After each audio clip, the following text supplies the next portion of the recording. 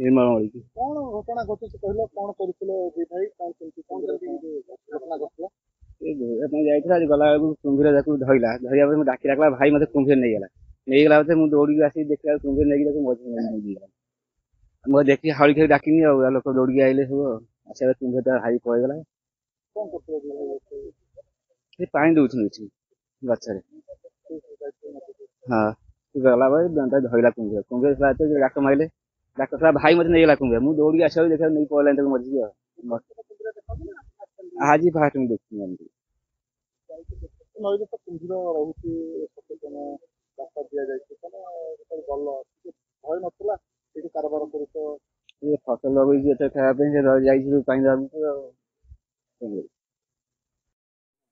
ପାଣି ବାଲ୍ଟି ତ ଖାଲି ବୁଡେଇଛନ୍ତି, କହିଲା କିମ୍ଭୀର ଧଇଲା, ଗଲା ଭାଇ ମତେ କିମ୍ଭୀର ନେଇଗଲା। ୟାତି ତ କହିଛି କୁଆଡେ ଆଉ ଗଲେ ତାକୁ ପାଉନା। ମୋର 3ଟା ଝିଅ, ଗୋଟିଏ ପୁଅ।